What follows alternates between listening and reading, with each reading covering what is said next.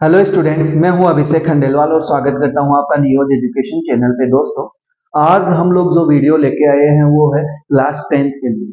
हम लोग यहाँ जो इम्पोर्टेंट क्वेश्चन है सोशल साइंस क्वेश्चन हो सकते हैं या इम्पोर्टेंट क्वेश्चन होंगे, उन सारे क्वेश्चंस को हम लोग यहाँ कवर करने वाले हैं।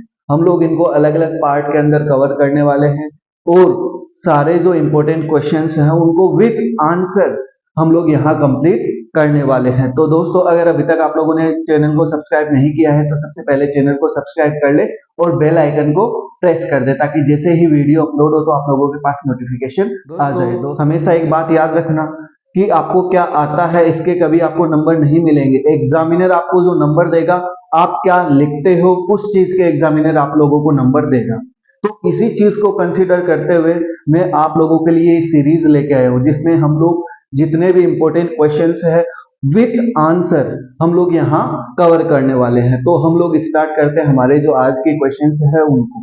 किस तरीके से हम लोग लिख सकते हैं, क्या आंसर होगा और किस तरीके से हम लोग उनको प्रेजेंट कर सकते हैं, क्योंकि मार्क्स इन्हीं चीजों के होते हैं। तो देखो, मैं आपको बता देता हूं, हमारे पास 4 पोर्शन है।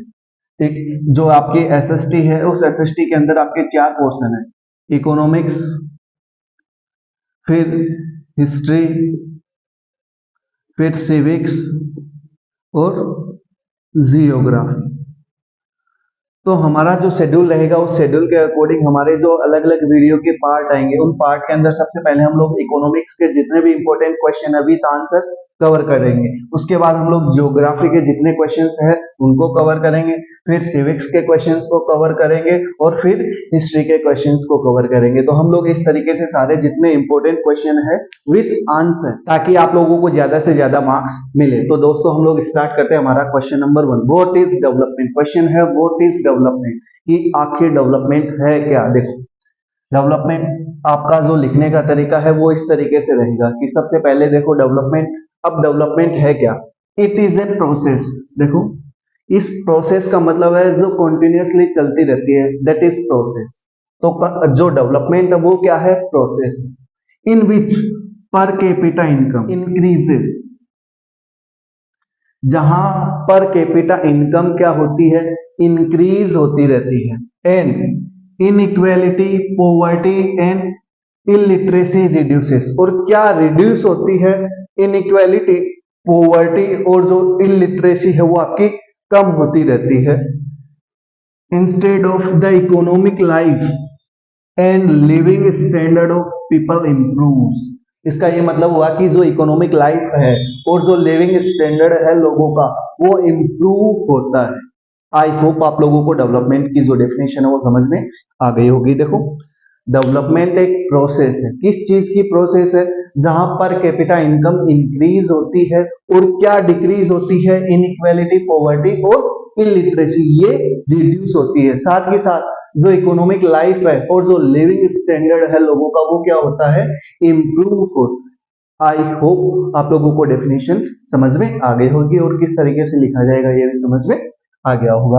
अब हम लोग देखते हैं हमारा next question, what is national income. बहुत बार ये क्वेश्चन आता है बच्चों कि नेशनल इनकम होती क्या है। देखो, यहां समझना नेशनल इनकम होती क्या है। मैंने लिखा है द मॉनेटरी वैल्यू। पहले तो इस वर्ड का मतलब समझो।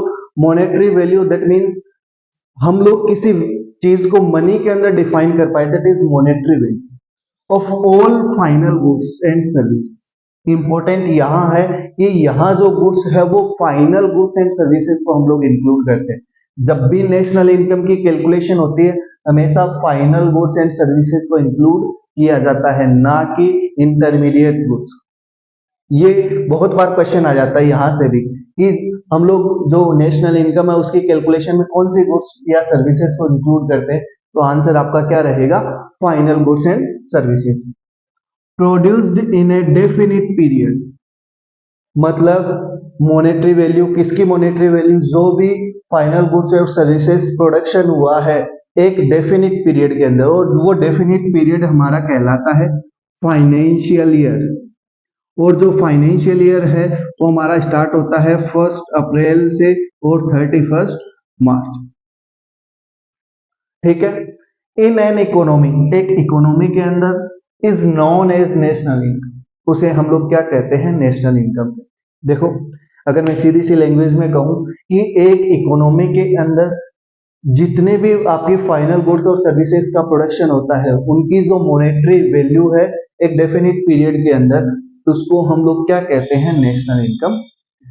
आई होप आप लोगों का ये क्वेश्चन भी क्लियर हो गया होगा। क्वेश्चन है वो है define the term GDP. What is GDP? GDP होती क्या है? देखो, GDP means gross domestic product. मैंने आप लोगों को बताया नेशनल इनकम और जो जीडीपी है वो डेफिनेशन लगभग सेम है, लेकिन यहाँ जो डिफरेंस मिलेगा वो है डोमेस्टिक का। देखो कैसे, final value of goods and services कौन सी है? Final value of goods and services वही चीज आ गई, produced with in geographical boundaries of a country. मतलब अगर हम लोग इंडिया में रहते हैं तो इंडिया की जियोग्राफिकल बाउंड्री के अंदर जितनी भी फाइनल गुड्स और सर्विसेज का प्रोडक्शन हुआ है, उनकी जो वैल्यू है, मॉनेटरी वैल्यू, अगर उसको हम लोग जोड़ दें during a specified period of time, तो that is called GDP. I hope आप लोगों को समझ में आ गया होगा कि जीडीपी होती क्या है। फिर देखो नेक्स्ट क्वेश्चन हमारा क्या है, फुल फॉर्म ऑफ बीएमआई की फुल फॉर्म क्या होती है बीएमआई की? देखो, the full form of BMI is body mass index. बच्चों हमेशा याद रखना, इसको जो लिखने का तरीका है आप इस तरीके से लिख सकते हो ताकि ये जो पॉइंट है इसकी जो फुल फॉर्म है वो क्या होगी, हाईलाइट होंगी, और जो एग्जामिनर है वो भी आपको अच्छे से मार्क्स देगा। ठीक है, फिर देखो full form of HDI. Full form of HDI, HDI की फुल फॉर्म क्या होती है? देखो, the full form of HDI is human development index. I hope आप लोगों के ये पांचों क्वेश्चंस क्लियर हो गए होंगे। फिर भी अगर कोई डाउट रहता है तो आप हमें कमेंट के माध्यम से बता सकते हैं। दोस्तों अगर आप लोगों को इस सीरीज का पहला पार्ट पसंद आया हो तो वीडियो को लाइक करें, चैनल को सब्सक्राइब करें और दोस्तों के साथ ज्यादा से ज्यादा शेयर करें। Thank you.